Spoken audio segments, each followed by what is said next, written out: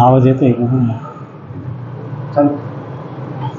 ब्रह्मांडपदी श्री सप्तशक्ती महाग्रंथ, श्री हिंदू धर्मग्रंथ याच्याबद्दल आपण थोडक्यात माहिती बघूया. नवतेज शक्ती यांचं कार्य आता आपण चालू आहे. श्री ब्रह्मांड नवतेज शक्ती यांनी ज्योतीचे रूप धारण केल्यानंतर त्यांच्या मूळ ज्योतीमधून एक नवीन दुसरी ज्योत निर्माण झाली व ती ज्योत तेथून निघाली व ती ज्योत ब्रह्मांडाच्या वातावरणामधील सर्वात वरच्या टोकाजवळचा पहिला सूर्य आहे त्याच्या दक्षिण दिशाकडे ती ज्योत येऊन थांबली व त्या ज्योतीने श्री ब्रह्मांड कालग्रहण शक्ती या नावाने त्रिकोणी आकाराच्या ग्रहाचे काळ्या रंगाच्या खडकाचे रूप धारण करून श्री ब्रह्मांड कालग्रहण शक्ती हे तेथेच थांबून स्वतःभोवती प्रचंड वेगाने गोल फिरत आपल्या ग्रहाच्या पोटामधून दूषित वायू सोडित तेथील चंद्र व सूर्य यांना त्यांचे अन्न म्हणजे प्राणवायू एनर्जी पुरवित व त्यांना ठराविक वेळेस ग्रहण लावित तेथेच थांबून आपले कार्य करीत आहेत. म्हणजे ब्रह्मांड नवतेज शक्ती यांनी त्रिकोणी आकाराच्या ग्रहाचं रूप धारण केलेलं आहे आणि त्याचे जे 3 टोक आहेत तो ग्रह स्वतःभोवती प्रचंड वेगाने गोल फिरतो. त्याचे जे 3 टोक आहेत त्या प्रत्येक टोकामधून प्रचंड प्रमाणात दूषित वायू बाहेर पडतोय. तो जसा फिरतोय तसं त्याच्यातून दूषित वायू बाहेर पडतोय. तो एका जागी स्थिर आहे आणि तो दूषित वायू चंद्र सूर्य यांचं अन्न आहे. म्हणजे जसं माणसाला जेवण लागतं, आपल्याला अन्न लागतं, तसं चंद्र सूर्य यांचं ते अन्न आहे. त्यांना निर्माण केलं म्हणजे त्यांना जेवायला पाहिजे, बरोबर आहे का नाही? मग जेवायला मग त्यांना काय जेवण? आपण भाकरी खातो आहे ना, भाजीपाला खाऊ, पण त्यांना काय खायचं? मग त्यांचं अन्न दूषित वायू आहे. मग ते दूषित वायू पुरवण्याचं कार्य हे ब्रह्मांड नवतेज शक्ती हे करीत आहेत. म्हणजे जो त्रिकोणी ग्रह आहे तो एका जागी स्थिर आहे, तो स्वतःभोवती प्रचंड वेगाने फिरून ते 3 टोकातून दूषित वायू बाहेर सोडतोय. ते त्यांचं अन्न आहे. त्यानंतर श्री ब्रह्मांड नवतेज शक्ती यांच्या मूळ ज्योतीमधून पुन्हा नवीन दुसरी ज्योत निर्माण झाली व ती ज्योत तेथून निघाली व वरच्या टोकाचा जो सूर्य आहे त्याच्या खालच्या सूर्याच्या म्हणजे 2 नंबरचा सूर्य आहे त्याच्या मालिकेमध्ये ती ज्योत गेली व दक्षिण दिशेकडे श्री ब्रह्मांड काळ ग्रहण शक्ती या नावाने ग्रहाचे रूप धारण करून तेथेच आपले कार्य करीत राहिले आहेत. त्यानंतर श्री ब्रह्मांड नवतेज शक्ती यांच्या मूळ ज्योतीमधून पुन्हा नवीन 3री ज्योत निर्माण झाली. त्यानंतर 4थी, त्यानंतर 5वी, त्यानंतर 6वी, नंतर 7वी. याप्रमाणे श्री ब्रह्मांड नवतेज शक्ती यांच्या मूळ ज्योतीमधून एकूण एका मागोमाग एक याप्रमाणे क्रमवार 14 ज्योती निर्माण होऊन 14 सूर्याच्या मालिकेमध्ये दक्षिण दिशाकडे श्री ब्रह्मांड कालग्रहण शक्ती या नावाने थांबून ग्रहाचे रूप धारण करून आपले एनर्जी पुरवण्याचे व ग्रहण लावण्याचे कार्य करीत थांबले आहेत. म्हणजे प्रत्येक सूर्याच्या दक्षिण दिशेच्या बाजूला त्रिकोणी आकाराच्या ग्रहाचं रूप घेऊन ते थांबलेले आहेत आणि चंद्र सूर्य यांना त्यांचं अन्न पुरवित आहेत. त्याचबरोबर त्यांना ग्रहण लावण्याचं पण काम करतात. त्यानंतर श्री ब्रह्मांड नवतेज शक्ती यांची मूळ ज्योत म्हणजे स्वतः श्री ब्रह्मांड नवतेज शक्ती हे म्हणजे त्यांची मूळ ज्योत तेथून निघाली व आपल्या सूर्य म्हणजे मूळ सूर्य आहे त्या आपल्या सूर्याच्या मालिकेमध्ये दक्षिण दिशेकडे ती मूळ ज्योत आली आपल्या सूर्याच्या दक्षिण दिशेकडे ती ज्योत आली व तेथेच श्री ब्रह्मांड नवतेज शक्ती हे स्वतः श्री ब्रह्मांड काल ग्रहण शक्ती या नावाने ग्रहाचे रूप धारण करून आपला सूर्य व चंद्र यांना त्यांचे अन्न ऊर्जा एनर्जी म्हणजेच त्यांचा प्राणवायू दूषित वायू कायम पुरविण्यासाठी व चंद्र सूर्य तसेच आपली पृथ्वी व नवग्रहाचे सर्व ग्रह यांना ग्रहण लावण्याचे आपले कार्य प्रत्यक्षात स्वतः श्री ब्रह्मांड नवतेज शक्ती हे श्री ब्रह्मांड काल ग्रहण शक्ती या नावाने आपले कार्य करीत कायमचे थांबून राहिलेले आहेत. म्हणजे स्वतः ब्रह्मांड काल ग्रहण शक्ती हे आपल्या सूर्याच्या मालिकेमध्ये दक्षिण दिशेला थांबून आपल्या सूर्याला चंद्राला पृथ्वीला नवग्रहांना ग्रहण लावण्याचं पण काम करतात आणि त्यांना अन्न पुरवायचं पण काम करतात. म्हणजे दूषित वायू हे त्यांचं अन्न आहे. मूळ सूर्य याने म्हणजे आपला जो सूर्य आहे तो मूळ सूर्य याने ब्रह्मांडामधील सर्व 14 सूर्य आपापल्या जागी स्थिर करून बसवल्यानंतर व मूळ सूर्य आपल्या जागी स्थिर झाल्यानंतर व श्री ब्रह्मांड काल ग्रहण शक्ती यांचे कार्य सुरू झाल्यानंतर सर्व सूर्य यांनी आपापले चंद्र हे आपल्याकडे ओढून खेचून आकर्षित करून घेतले आहेत. प्रत्येक चंद्र हा आपल्या सूर्याला धडकून बाजूला फेकला जाऊन आपल्या जागी स्थिर राहून स्वतःभोवती गोल फिरत सूर्याभोवती गोल फिरत अमावस्या व पौर्णिमा घडवीत राहिले आहेत. म्हणजे आपला जो सूर्य आहे त्याने आपल्या चंद्राला जवळ ओढून घेतलं आणि मग तो स्वतःभोवती फिरत राहिला सूर्याभोवती फिरत राहिला. याप्रमाणे ब्रह्मांडामधील प्रत्येक चंद्र हा सूर्याला धडकून बाजूला फेकला जाऊन आपल्या जागी स्थिर राहून सूर्याभोवती फिरत होते व अमावस्या व पौर्णिमा घडवीत होते.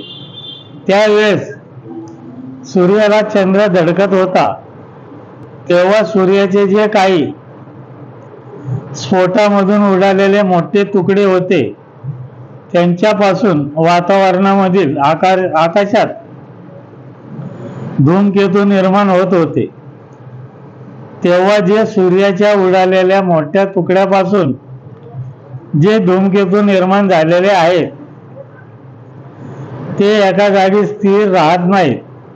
ते आजपर्यंत अर्ध्या ब्रह्मांडामध्ये सर्व ग्रहांच्या अवतीभोवती वातावरणामध्ये सर्वत्र वावरत आहेत. ते जे चंद्र सूर्याला धडकत होते तेव्हा त्याचे जे तुकडे उडत होते त्याच्यापासून धूमकेतू निर्माण होत होते.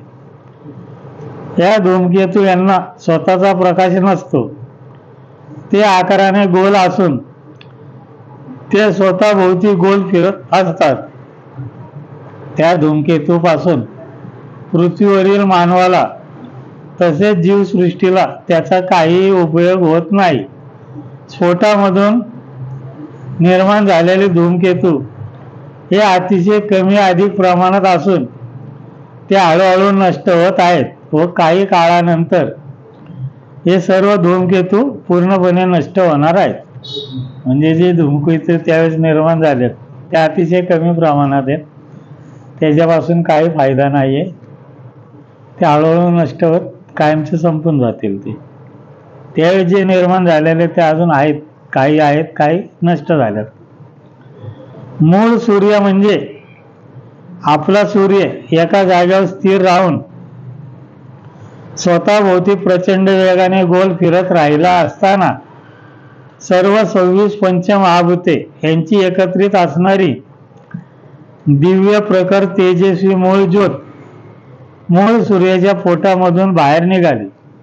जी आपल्या सूर्याच्या पोटामध्ये जी 26 पंचमहाभूत असणारी जी दिव्य ज्योत होती पोटाच्या आत ती बाहेर निघाली व त्या दिव्य ज्योतीने मूळ सूर्याभोवती डाव्या बाजूने 365 फेऱ्या पूर्ण मारल्या आहेत. आपल्या सूर्याला डाव्या बाजूने 365 फेऱ्या मारल्या. त्यानंतर त्या दिव्य ज्योतीने मूळ चंद्राच्या म्हणजे आपल्या चंद्राच्या पोटामध्ये प्रवेश केला व त्या ज्योतीने चंद्राला घेऊन म्हणजे मूळ चंद्र म्हणजे आपल्या चंद्राने मूळ सूर्याला डाव्या बाजूने 365 फेऱ्या पूर्ण मारल्या आहे. जेव्हा त्या ज्योतीने फेऱ्या मारल्या तर त्यानंतर चंद्राने आपल्या सूर्याला 365 फेऱ्या मारल्या आहेत व त्यानंतर ती दिव्य मूळ ज्योत मूळ चंद्राच्या पोटामधून बाहेर निघाली. ती मूळ ज्योत चंद्राच्या पोटात शिरलून तिने फेऱ्या मारायला लावल्या होत्या. तेव्हापासून मूळ चंद्र हा मूळ सूर्य याला डाव्या बाजूने प्रदक्षिणा मारित राहिलेला आहे. तेव्हापासून सूर्य भोवती चंद्र डाव्या बाजूने फिरतोय. ती दिव्य मूळ ज्योत मूळ चंद्राच्या पोटामधून बाहेर निघाल्यानंतर ती दिव्य ज्योत ब्रह्मांडाच्या वर टोकावर जो पहिला सूर्य आहे त्या सूर्याच्या वर गेली व त्या सूर्याला डाव्या बाजूने 365 फेऱ्या पूर्ण मारल्या. त्यानंतर तेथील चंद्राच्या पोटामध्ये त्या दिव्य ज्योतीने प्रवेश केला व त्या ज्योतीने चंद्राला घेऊन म्हणजे तेथील चंद्राने तेथील सूर्याला डाव्या बाजूने 365 फेऱ्या प्रदक्षिणा पूर्ण मारल्या आहेत. त्यानंतर ती दिव्य ज्योत तेथील चंद्राच्या पोटामधून बाहेर निघाली. त्यानंतर तेथील चंद्र हा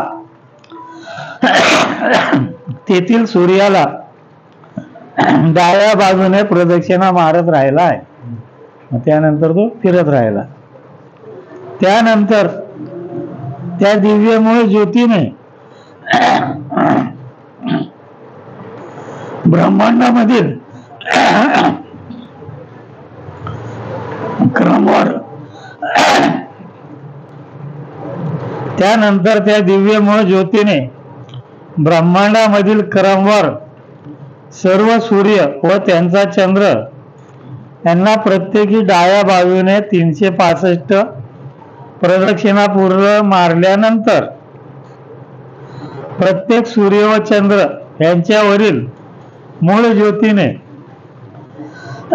नेहमीचा विधी पूर्ण केल्यानंतर ब्रह्मांडामधील सर्व चंद्र हे तेथील आपल्या सूर्य यांना डाव्या बाजूने प्रदक्षिणा मारित राहिले आहे. त्यांनी याप्रमाणे ब्रह्मांडातील प्रत्येक सूर्यालाही केलं. त्यानंतर त्या दिव्य मूळ ज्योतीने सर्व वरचे अर्धे ब्रह्मांडामध्ये उजव्या बाजूने 3 प्रदक्षिणा पूर्ण मारल्या आहेत. म्हणजे वरच्या ब्रह्मांडात संपूर्ण अर्ध्या ब्रह्मांडात उजव्या बाजूने 3 प्रदक्षिणा मारल्या व ती दिव्य ज्योत मूळ ज्योत पुन्हा मूळ सूर्य म्हणजे आपल्या सूर्याच्या वर ती ज्योत येऊन थांबली. अख्ख्या ब्रह्मांडाला 3 फेऱ्या मारल्या परत आपल्या सूर्याच्या वर येऊन थांबली व त्या ज्योतीने मूळ सूर्याच्या पोटामध्ये पुन्हा प्रवेश केला. बराच वेळपर्यंत ती ज्योत मूळ सूर्याच्या पोटामध्ये राहिल्यानंतर ती दिव्य मूळ ज्योत मूळ सूर्याच्या पोटामधून पुन्हा बाहेर निघाली व त्या ज्योतीने वरचे संपूर्ण अर्धे ब्रह्मांड आहे त्या आपल्या ब्रह्मांडाला उजव्या बाजूने 12 प्रदक्षिणा पूर्ण मारल्या आहेत. ती ज्योत आपल्या सूर्याच्या पोटात गेली, बराच वेळ थांबली, नंतर बाहेर निघाल्यावर संपूर्ण अर्ध्या ब्रह्मांडाला 12 प्रदक्षिणा मारल्या आहेत. मूळ दिव्य ज्योतीने ब्रह्मांडाला उजव्या बाजूने 12 प्रदक्षिणा पूर्ण मारल्यामुळे ब्रह्मांडामधील मानव हा 12 महिन्याची एक पूर्ण वर्ष समजत आहे. तसेच त्या दिव्य मूळ ज्योतीने मूळ सूर्याला व मूळ चंद्राला डाव्या बाजूने 365 प्रदक्षिणा पूर्ण मारल्यामुळे आपण 365 दिवसाचे एक पूर्ण वर्ष समजत आहे. म्हणजे आपण 365 दिवसाचं एक वर्ष समजतो. त्यामुळे त्यांनी हे केलेलं. मूळ ज्योतीने ब्रह्मांडाला उजव्या बाजूने 12 प्रदक्षिणा पूर्ण केल्यानंतर ती दिव्य ज्योत पुन्हा मूळ सूर्याच्या वर येऊन थांबली. बऱ्याच वेळपर्यंत ती ज्योत मूळ सूर्यावर थांबल्यानंतर त्या ज्योतीने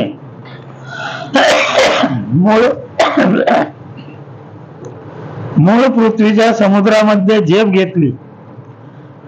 ती ज्योत सूर्यावर जाऊन थांबली आणि काही वेळाने तिने वरतून झेप घेतली खाली समुद्राकडे व ती ज्योत समुद्राच्या पाण्यामधून मूळ पृथ्वीच्या पोटात शिरली व गुप्त झाली. बराच वेळ शांततेमध्ये गेल्यानंतर मूळ पृथ्वीच्या पोटामध्ये त्या ज्योतीने सूर्याच्या वरून ती ज्योत निघाली आणि पृथ्वीच्या पोटात शिरून समुद्रातून पृथ्वीच्या पोटात शिरून काही काळ थांबली. व ती वरतून येताना त्या ज्योतीने सूर्यफूल या झाडाचं रूप घेतलं. पोटामध्ये त्या ज्योतीने सूर्यफूल समुद्राच्या पाण्यात या झाडाचे रूप धारण करून त्या झाडाचे देठ पृथ्वीच्या पोटामधून वर येऊ लागले. सूर्यफूल झाडाचे देठ समुद्राच्या पाण्याच्या वर हळूहळू येऊ लागले. ते देठ पाण्याच्या वर आल्यावर त्याची वाढ होऊ लागली. त्या देठाची पूर्ण वाढ झाल्यानंतर त्या देठाला सूर्यफुलाची कळी उमलली व काही वेळाने त्या कळीची पूर्ण वाढ झाल्यानंतर सूर्यप्रकाशामुळे त्या कळीचे फूल तयार झाले. अशा प्रकाराने समुद्राच्या पाण्यात सूर्यफुलाचे झाडाचे पूर्ण वाढ झाल्यानंतर काही वेळाने त्या फुलामधून ती दिव्य ज्योत पुन्हा बाहेर निघाली. त्या फुलामधून ती ज्योत पुन्हा बाहेर निघाली व त्या ज्योतीने समुद्रामध्ये सूर्यफूल झाडास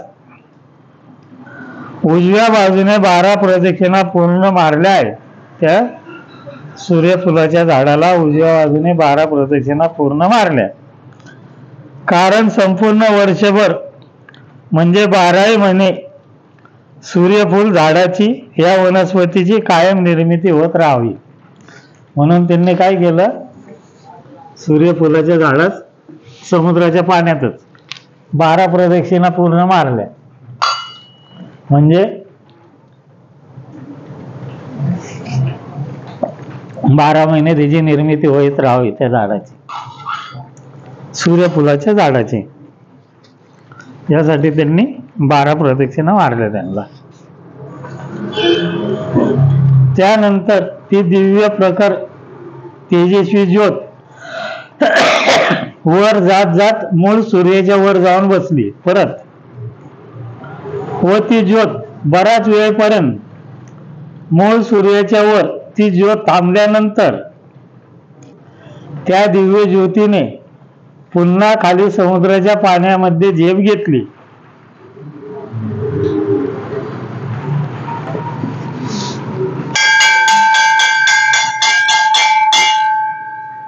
समुद्राच्या पाण्यामध्ये झेप घेतली व ती ज्योत पाण्यामधून मूळ तळाच्या पृथ्वीच्या पोटामध्ये शिरली. परत तिने झेप घेतली, समुद्राच्या पाण्यातून पृथ्वीच्या पोटात शिरली. बराच वेळ गेल्यानंतर ती दिव्य ज्योत पृथ्वीच्या पोटामधून हळूहळू वर आली व त्या ज्योतीने पृथ्वीवरील समुद्राच्या पाण्यामध्ये मासा या प्राण्याचे रूप धारण केले. त्या ज्योतीने पृथ्वीच्या पोटातून वर आल्यावर समुद्राच्या पाण्यामध्ये मासा या प्राण्याचं रूप धारण केलं.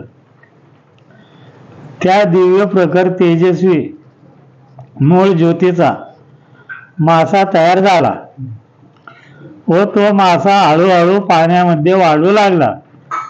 त्या माशाची पूर्ण वाढ झाल्यानंतर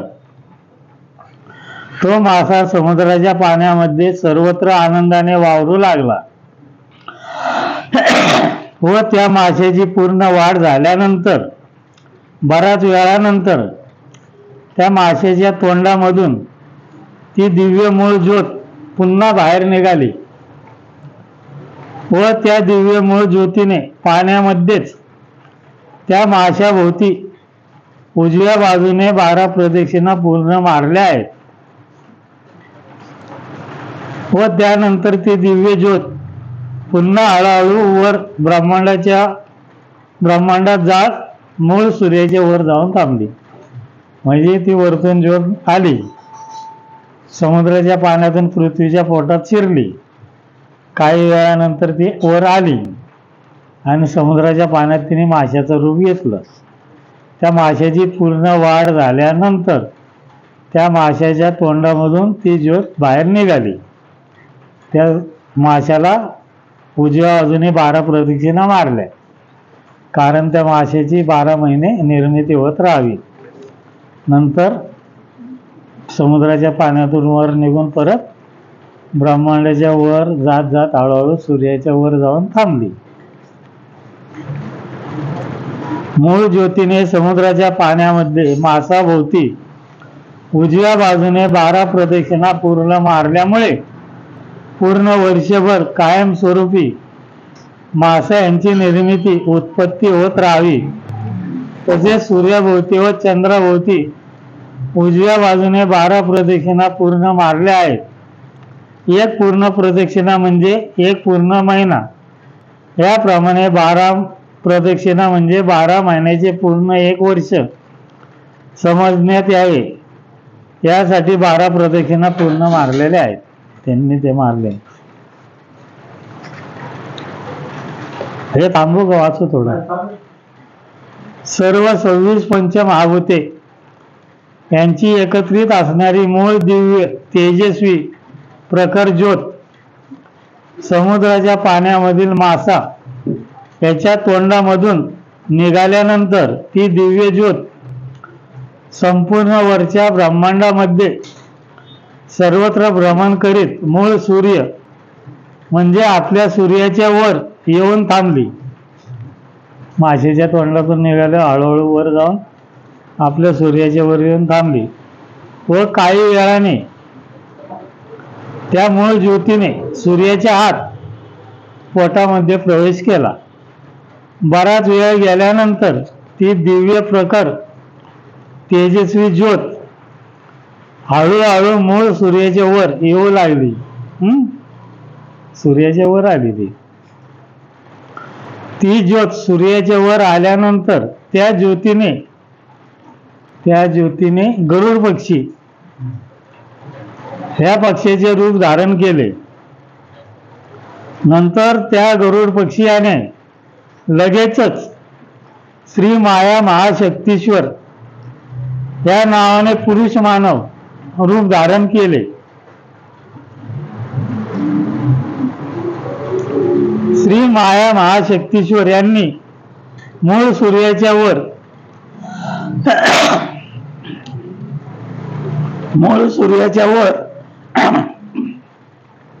श्री दिव्यत्व शक्ती यांच्या नावाने त्यांचे ध्यान करीत ध्यानस्थ बसून राहिले.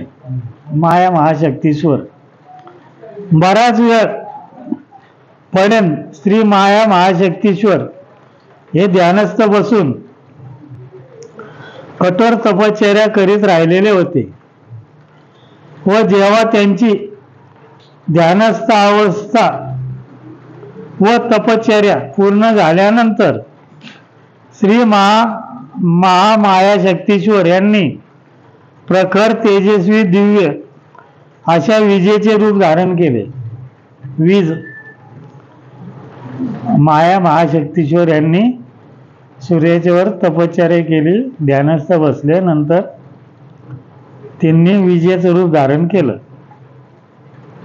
ती वीज मूळ सूर्याच्या वर प्रचंड आवाजात कडकडाट करीत लखलखाट करीत होती. त्या दिव्य विजेने कडकडाट करीतच मूळ सूर्याच्या वरून खाली तळाची मूळ पृथ्वी आहे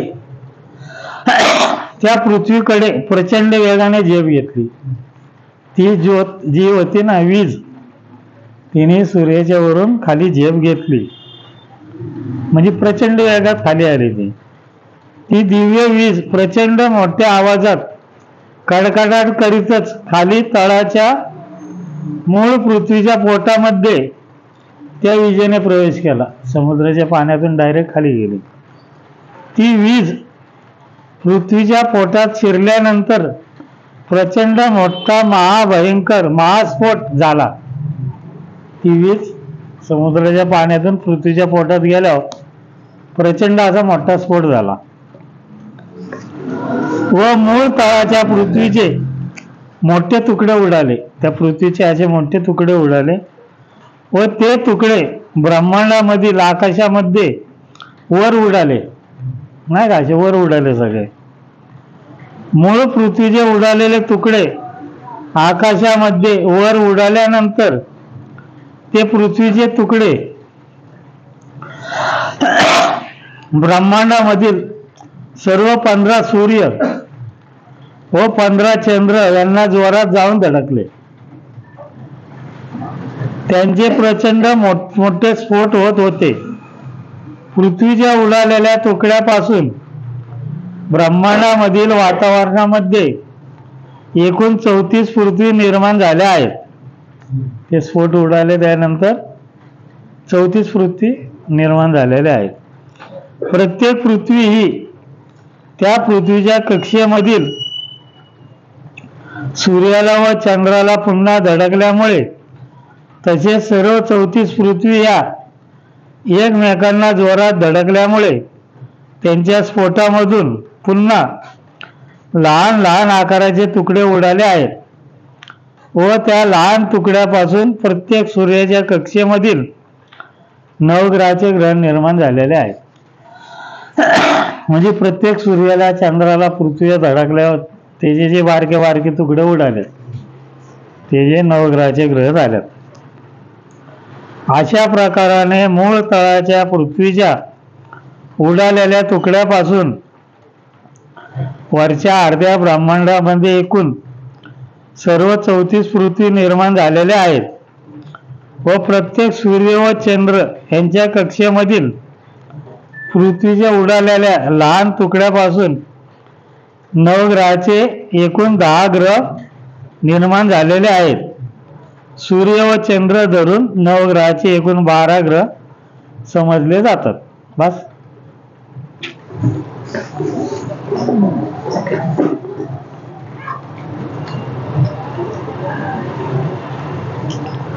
श्री माया महाशक्तीश्वर यांनी दिव्य विजेचे रूप धारण करून तळाच्या पृथ्वीच्या पोटामध्ये प्रवेश केला होता व त्या स्फोटामधून पृथ्वीचे तुकडे उडालेले होते. ते तुकडे आकाशामध्ये सूर्याला प्रचंड वेगाने जोरात जाऊन धडकलेले होते.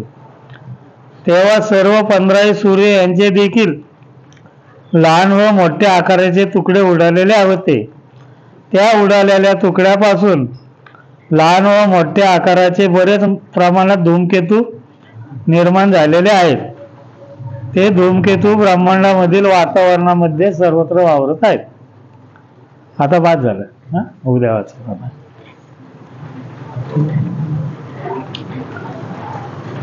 जेव्हा स्फोट झाला तेव्हा पृथ्वीच्या पोटामधून दूषित वायू बाहेर पसरलेला होता संपूर्ण ब्रह्मांडात. ते येईल आता पुढं. केलं का बंद?